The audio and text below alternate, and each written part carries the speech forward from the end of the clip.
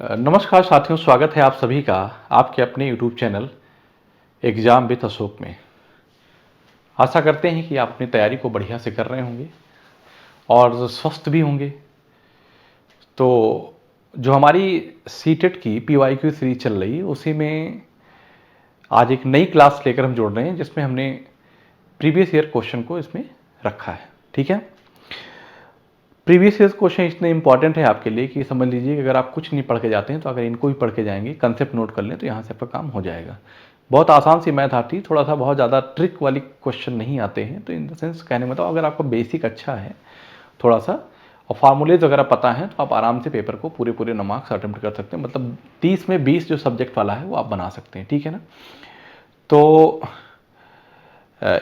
और सीटेट इतना इंपॉर्टेंट है कि आप कोई भी एग्जाम आप दे रहे हैं टीचिंग से संबंधित, तो आप अगर 90 मार्क्स लेकर आए हैं तो आप उसके लिए एलिजिबल हो जाते हैं, और वो हमेशा लाइफ टाइम के लिए हो जाता है, जो वैलिडिटी अब तक है। ठीक है, तो बेहतर है कि आप एक ही बार में इसको क्लियर कर ले जाएं, बार बार पढ़ने की ज़रूरत ना पड़े।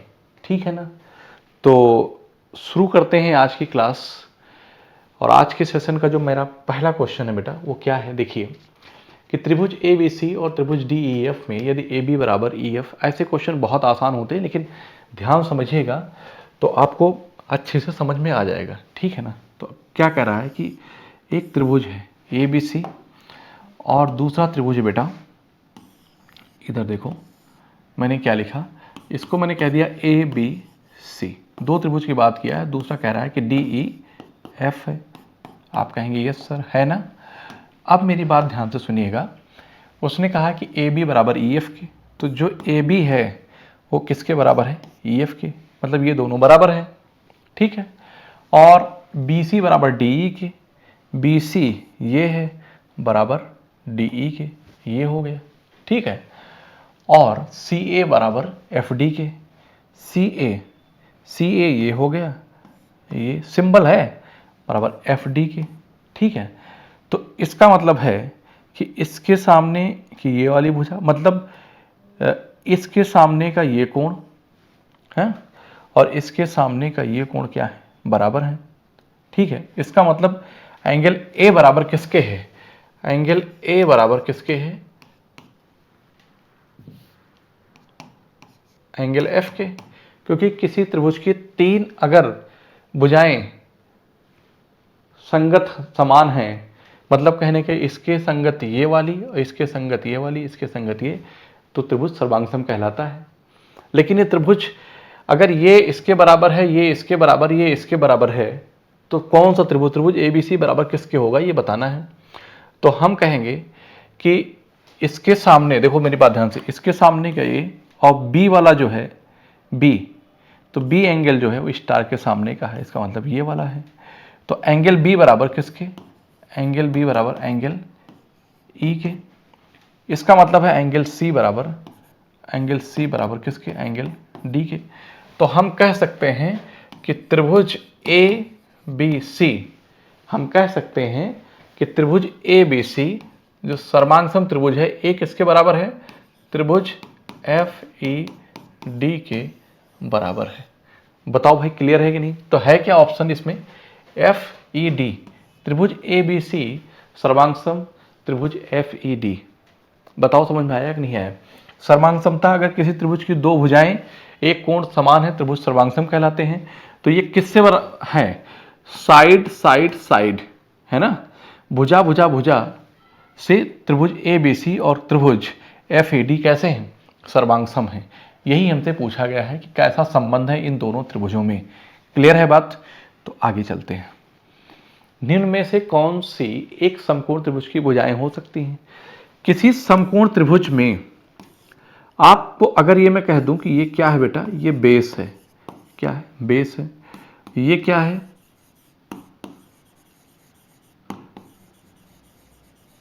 परपेंडिकुलर है। और ये क्या है, हाइपोटेनस है। ठीक, जिसे हम क्या बोलते हैं, कर्ण बोलते हैं। इसे हम क्या बोलते हैं, लंब बोलते हैं। और इसे क्या बोलते हैं, आधार बोलते हैं। तो हम ये जानते हैं कि किसी त्रिभुज में लंब का वर्ग क्या लिखें, लंब का वर्ग प्लस आधार का वर्ग बराबर किसके, बराबर कर्ण के वर्ग के। आप बात समझ रहे हैं हमारी? आप कहेंगे यस सर, कोई दिक्कत नहीं है ना। तो इसका मतलब क्या हो गया, कर्ण के वर्ग के बराबर होता है। इसका मतलब ये है कि 15 15 में 225 होता है, 30 का 900 होता है, और 55 2500 होता है, तो 9 2 11, ये तो बन नहीं सकता, ठीक है ना। अगर यहाँ पे अंदाजा लगाएं तो 65 का स्क्वायर होता है 25 और 6 सते 42, ठीक, और 7 सते 49, 9 4 13 है ना, और 9 9 81, 9 9 यहाँ पे क्या करेंगे हम, 7 सते 49 करीब 5000 के बनेगा, 5 4 9 10 हम 10, मतलब कहने का ये आसपास बन रहा है, क्योंकि इसकी 5 और 2 दूना 4 यूनिट डिजिट मैच कर रहा है, हालांकि यूनिट डिजिट सब जगह मैच कर रहा है, ठीक है। यहाँ पे BCM 400 हो जाएगा, 441 होगा, और ये 961 होता है, ये नहीं बन पाएगा, ठीक है ना, ये नहीं बन पाएगा। यहाँ की बात करेंगे तो 35 का क्या हो जाएगा, 25 और 3 चौक 12, और इसको 7 व 8 करें अगर हम तो 8 है 6400 हो जाएगा, मतलब कम ही कम होगा। तो 6000 अगर मान लें तो 6 1 7 7200, 8 है 6400 होता है, और 55 25 के 5 और 7 सते 49, 9 5 14 के 4 बन तो रहा है, लेकिन क्या है कि ये ज़्यादा बन जा रहा है, ठीक है ना। इसका मतलब है कि हमारा ऑप्शन यही बन रहा है। चेक कर लेंगे हम लोग, चेक करेंगे। तो अगर हम कह दें कि 65 का स्क्वायर प्लस 72 का स्क्वायर बराबर 97 का स्क्वायर होना चाहिए, होना चाहिए कि नहीं होना चाहिए? आप कहेंगे यस सर। तो इसको मैं क्या लिखूंगा, 65 का स्क्वायर कितना होता है बेटा, जरा ये बताओ। तो आप कहेंगे सर ये 25 और 6 सते 42। कोई दिक्कत यहाँ पे, यहाँ तक किसी बच्चे को कोई प्रॉब्लम हो तो बताएं। आप कहेंगे नो सर, कोई दिक्कत नहीं है। प्लस इसका स्क्वायर करेंगे 72 का, तो आप चाहो तो इधर कर लो। दो तरीके हैं आपको करने के, 2 दूना 4, 2 सते 14, और 7 दूना 14 के 4, 7 सते 49 1 50, तो 4 8 1 5 51 84 कितना हो गया बेटा, 51 84। 97 का वर्ग करेंगे तो 7 सते 49 के 9 हासिल 4, ठीक है, और 7 9 63 4 67, और 9 सते 63 के 3 हासिल 6, 9 9 81 6 87, तो 9 7 3 10 के 0, 7 6 13 1 14 के 4 और 8 1 9, 9409 कितना हो गया, 9409। यूनिट डिजिट तो सेम मैच कर रहा है, जोड़ो 5 4 9 8 10 10 के 0 हासिल 1 2 1 3 1 4 5 4 9, बन गया कि नहीं बन गया। इसका मतलब ये है कि ये क्या है, निम्न में से कौन समकोण त्रिभुज की भुजाएं हो सकती हैं, तो यही वाला बनेगा आपका आंसर। बात ठीक है, समझ में बात आ रही कि नहीं आ रही है? आप कहेंगे यस सर। आगे चलते हैं। किसी बहुफलक के 7 फलक और 10 शीर्ष हैं, इन बहुफलक के किनारों की संख्या कितनी होगी। कि जिस कमरे में आप एग्जाम देते हैं, जैसे मैंने कहा कि अगर इसकी मैं बात करूं यहाँ पे, तो मेरी बात ध्यान से सुनो। ये क्या है बताओ ज़रा, ये क्या है? तो आप कहेंगे कि ये एक घनाफ या घन के आकार का है। तो आपको पता है ये L है, ये B है और ये H है। तो दो फेस मतलब कि आमने सामने फेस मिलाकर दो होते हैं, तो दो आमने सामने, दो अगल बगल, दो ऊपर नीचे, मतलब कि फेसेस किसी घन या घनाभ में जो सतह की संख्या होती है वो कितनी होती है, 6 होती है बेसिकली, है ना। किनारे कितने होते हैं, किनारे होते हैं बेटा 8, और शीर्ष कितने होते हैं, शीर्ष होते हैं 6, जिसे हम फेसेस बोलते हैं, फेसेस बोलते हैं, और एजेज बोलते हैं, है ना। और इसे क्या कहते हैं, वर्टेक्स कहते हैं। क्या कहते हैं, वर्टेक्स कहते हैं, ठीक है ना। तो फॉर्मूला क्या निकल के आता है कि E + 2 = F + B। तो एज में 2 जोड़ दो तो फेस प्लस वर्टेक्स आ जाता है। तो यहाँ पे बहुफलक के फलक कितने हैं, फेस की वैल्यू कितनी दी है, 7 दिया है, ठीक है। ये होता है एक में, लेकिन यहाँ क्या दिया क्वेश्चन, शीर्ष कितने हैं, वर्टेक्स 10 है, तो 10 7 17 हो गया, ये 2 है। यहाँ पे E है, E+, ठीक। तो E की जब वैल्यू में निकालूंगा 17 - 2 करूंगा तो कितना आ जाएगा बेटा, 15 आ जाएगा। इसका मतलब किनारों की संख्या जो एजेज है वो कितनी है, 15 है। आपका ये आंसर बन गया। यहां तक किसी को डाउट हो तो बताओ। इसका मतलब है कि फलक मतलब एफ, शीर्ष मतलब वर्टेक्स, बी दिया गया है, वी की वैल्यू कितना थी 10, फेस की वैल्यू 7, वैल्यू आपने निकाल दिया, हो गया। ठीक है ना। अगर ये फार्मूला याद होता तो 10 7 17 और 2 घटा दो, 17 में से 2 घटाओ कितना आएगा 15। मतलब कहने का है कि आपको पेन भी न चलाना पड़ता, सवाल का आंसर आप निकाल देते। बताओ भाई, समझ में सबको आया कि नहीं आया? आगे चलते हैं। अब इस क्वेश्चन में देखो, हालांकि यहाँ पे बेटा थोड़ा सा ना हिंदी इंग्लिश एक ही लाइन में हो गया, तो इस बात को ध्यान दो कि डिफरेंस बिटवीन ABC एंड इतना, तो यहाँ पे ये, यहाँ पे ये, ठीक है ना, और इसका ये है AB ग्रेटर देन C। चलो, बहुत बढ़िया सवाल है, पर पेपर में इतना बड़ा सा आता सवाल, ठीक है, और रहता कुछ नहीं है कि त्रिभुज ABC में भुजा AB को E तक और भुजा CA को D तक बढ़ाया जाता है। एक क्या कहा मैंने कि त्रिभुज ABC है, त्रिभुज क्या है ABC है, AB को भुजा AB को E तक बढ़ाया जाता है। चलो मैं इसको ना थोड़ी देर के लिए मैं, हाँ, ABC, AB को E तक बढ़ाया जाता है, और भुजा CA को इधर कर दो, कोई दिक्कत नहीं है, D तक बढ़ाया जाता है। कहाँ तक? D तक बढ़ाया जाता है। यदि BAD 125 है, B और कहाँ गया AD, CA है ना, यहाँ थोड़ा सा मिस्टेक हुई है, एक मिनट पूरा फिर से बना देता हूं। हाँ, क्योंकि इसलिए ना न्यून कोण था, तो यहां पे मैं कहूंगा कि ये अगर A है, ये B है और ये C है, तो AB को E तक बढ़ाया गया और CA को D तक बढ़ाया गया। तब उसने कहा है कि BAD ये वाला जो है ना वो 125 डिग्री है, ठीक है, और EBC ये कोण कितना है 100 डिग्री है। अगर ये 100 डिग्री है तो 125 है, तो ये कितना है? आप कहेंगे सर 55 डिग्री, क्योंकि सीधी रेखा पे 180 डिग्री कोण बनता है। ये कितना है 80 है, तो 55 और ये कितना बन जाएगा 50 35, ये क्या बनेगा 35, नहीं सॉरी 55 नहीं बनेगा बेटा, ये 50 20 70 10 80 सही तो है, 50 20 70 10 80, ये बन गया 35, ठीक है ना। तो निम्न में से कौन सा कथन सत्य है? कह रहा है कि त्रिभुज ABC और ACB का अंतर 35 डिग्री है। त्रिभुज ABC कहाँ है? ABC 80 है, और त्रिभुज ACB 35, इनका डिफरेंस कितना हो गया? 45 डिग्री का हो गया, बता रहा है 35, गलत है, बता रहा है 35 गलत है, ठीक है ना। 50 30 80 10 90, यहाँ पे मैंने गड़बड़ लिख दिया बेटा, यहाँ पे मैंने गड़बड़ लिख दिया, 50 30 80 10 90 9 8 17, ये इतना नहीं बनेगा, एक मिनट, 50 20 70, तो ये बन जाएगा आपका 45 डिग्री बनेगा। कैसे? त्रिभुज के तीनों कोणों का सम 180 डिग्री होता है। तो अब जोड़िए 50 40 90 10 100 80 बन गया। हाँ, तो यहाँ पे हम क्या करेंगे, मेरी बात ध्यान सुनना, यहाँ पे मैं क्या करूँगा, लिखूँगा 45, तो इनका डिफरेंस कितना आ जाएगा जरा बताओ मुझे देख के, तो आप बताइए कि डिफरेंस कितना आ जाएगा 35 40 70 80।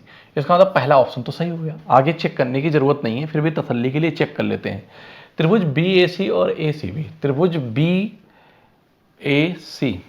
त्रिभुज BAC कितना है 55, और ACB 45, इनका डिफरेंस 10 है। क्वेश्चन में क्या कह रहा है 20, गलत है। ABC समद्विबाहु त्रिभुज बिल्कुल नहीं है। AB ग्रेटर देन BC, वो कह रहा है कि AB ग्रेटर देन BC, ठीक है ना। AB कहाँ है जरा बताओ, ये है AB, ये है, और ग्रेटर देन BC, बिल्कुल गलत। जो भुजा बड़ी है उसके सामने कोण बड़ा, तो यहाँ पे BC ग्रेटर देन AB हो जाएगा, तो ये भी क्या हो गया, गलत हो गया। तो आपका पहला ऑप्शन सही हो गया। बताओ समझ में आया कि नहीं आया? तो ज्योमेट्री में अगर आप पढ़ते हैं तो इसमें कुछ है नहीं, बस आपको बेसिक पता होना चाहिए, ठीक है ना। चलिए अगले सवाल की तरफ आते हैं। क्या कह रहा है सवाल, क्वेश्चन देखो कि समलंब PQRS में PQ पैरेलल SR है और PQ तथा SR का अनुपात 3:2 है। बहुत बढ़िया सवाल है, पर सवाल में कुछ है नहीं। एक ट्रेपेजियम बनाओ समलंब चतुर्भुज। आप जानते हैं कि ये दो भुजाएं समांतर होती हैं, इनका अनुपात कितना है, 2:3 है। तो मैं कह दूं कि 2x और 3x है, और कह रहा है कि इनका क्षेत्रफल 480 है। PQ तथा SR के बीच की दूरी कितनी है, 12 है। तो कह रहा है SR की लंबाई कितनी होगी। तो मैं कहता हूं कि ये P और Q है, ये आपका SR है, तो PQRS। तो जो भी आंसर होगा 2 का मल्टीपल होगा, क्योंकि उसने क्या पूछा है, SR की लंबाई, लेकिन सारे ऑप्शन 2 के मल्टीपल हैं। तो मैं जानता हूं कि समलंब चतुर्भुज का क्षेत्रफल क्या होता है। समलंब चतुर्भुज का क्षेत्रफल क्या होता है, तो आप कहेंगे 1/2 समांतर भुजाओं का योगफल। लिख देता हूं बेटा, समांतर भुजाओं का योगफल मुड़े उनके बीच की दूरी, उनके बीच की दूरी। क्या बात समझ में आ रही है? तो मैं जब लिखूंगा तो आप बताओ समांतर चतुर्भुज का क्षेत्रफल कितना दिया है, 480, ये देखो दे रखा है, 480 बराबर 1/2 समांतर भुजाओं का योगफल 3 2 5x इंटू उनके बीच की दूरी कितना है, 12 है। 2 × 12 6 × 30 और 3 16 48। तो आपको पता है x की वैल्यू कितनी आ गई, 16 आ गई। x की वैल्यू कितना आ गई, 16 आ गई। और आपसे पूछा है SR की दूरी, तो 2x है, तो 2 × 16 = कितना आ गया, 32 सेंटीमीटर। यही आपका 32 सेंटीमीटर आंसर आ जाएगा। कोई प्रॉब्लम हो तो बताओ। मतलब मैंने फार्मूला लिख दिया है, आप इसको नोट कर लीजिए। जितनी बार पढ़ाएंगे उतनी बार फार्मूले का इस्तेमाल करेंगे। सीटेट है कोई ये और एग्जाम नहीं, यहाँ से हम चीज़ों को बार बार बताएंगे। PYQ का मतलब ही यही है, आई थिंक मेरे हिसाब से, ठीक है ना।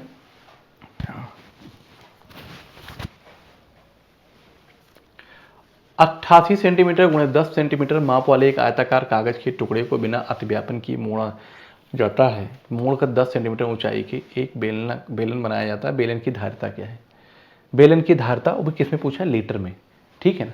तो हम ये जानते हैं कि जो 1 लीटर होता है बराबर 0.001 घन किसके होता है, मीटर के होता है जी। तो क्या होता है, आप कहेंगे 1 लीटर में 0.001 घन मीटर होता है। इसी को हम क्या कह सकते हैं, इस बात को याद रखिए, इसको हम लिख सकते हैं कि 1000 सेंटीमीटर क्यूब।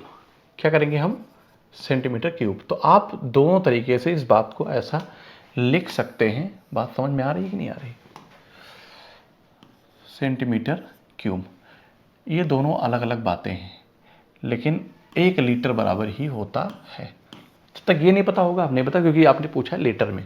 तो मैं कहता हूं कि एक कागज ऐसे है, ठीक है, और इस कागज की जो 88 × 10 है, जब इसको ऐसे मोड़ेंगे तो इसकी हाइट तो ऐसे रहेगी। इसका मतलब है कि इसका जो ऐसे बन जाएगा, तो ये हाइट तो इतनी ही रहेगी। इसका मतलब इसकी त्रिज्या हम निकाल लेंगे, लेकिन इसकी हाइट जो है वो 10 ही रहेगी। हाइट जो है वो कितनी रहेगी, 10 सेंटीमीटर रहेगी। तो हमें पता है कि इसका जो परिमाप है, बेलन का जो परिमाप होगा वो 2πr होगा। क्या होगा, 2πr, ठीक है ना। यहां से हम r निकाल लेंगे, तो बेलन के आधार का परिमाप, बेलन के आधार का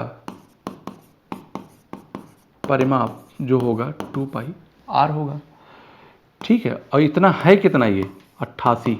इसका मतलब है किसी चीज़ की बाउंड्री की total length 88 two 22/7 into R, 22 गुना 44 गुना 88, तो आर की वैल्यू कितना आ गई 14 सेंटीमीटर आ गई। आप कहेंगे यस सर।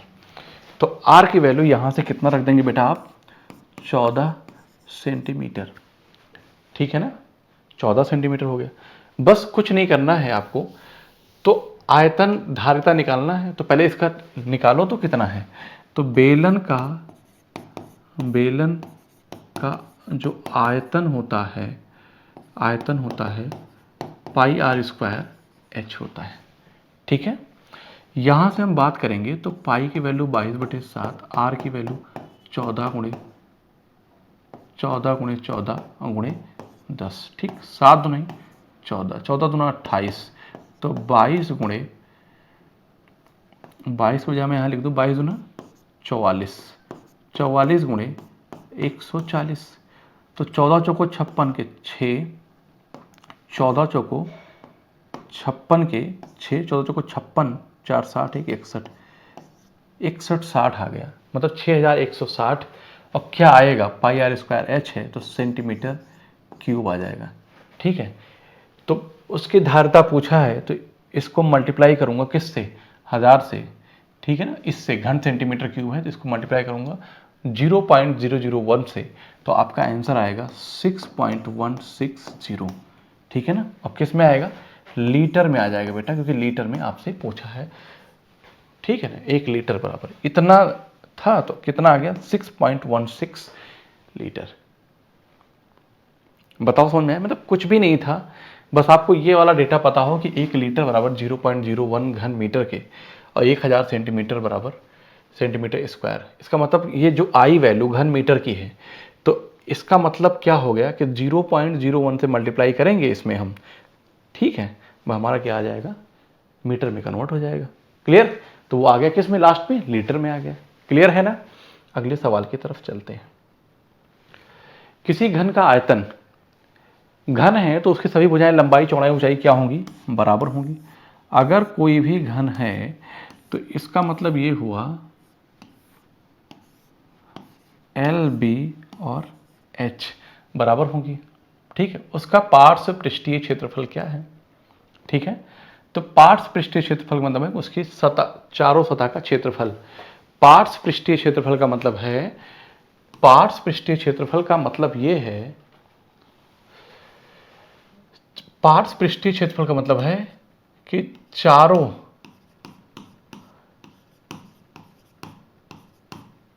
दीवारों अथवा 4 सतह का क्षेत्रफल आपसे ये पूछा है। 4 सतह का क्षेत्रफल, चूंकि घन है तो लंबाई चौड़ाई ऊंचाई बराबर है, तो 4a स्क्वायर। तो मैं यहां पे लिख सकता हूं कि घन का जो लैटरल सरफेस एरिया है, ठीक है ना, तो पार्श्व जो पृष्ठीय क्षेत्रफल है बेटा, वो क्या लिखेंगे बताओ, घन का पार्श्व पृष्ठीय क्षेत्रफल जो होगा 4a स्क्वायर है। ठीक है ना, और घन का आयतन क्या होता है, यहां से a की वैल्यू निकाल लूंगा, तो मैं ये कह सकता हूं कि आंसर जो कुछ भी होगा वो 4 का मल्टीपल होगा। पहली बात तो ये जान जाओ, तो 4 का मल्टीपल ये नहीं है, 4 का मल्टीपल ये नहीं है। ठीक है ना, ठीक है, तो 4 का मल्टीपल आंसर बनेगा। अब आप यहां से अंदाजा लगा सकते हो क्या बनेगा, दोनों में 76, इसी दोनों में से कोई आएगा, ना तो ये बन सकता है ना तो ये बन सकता है।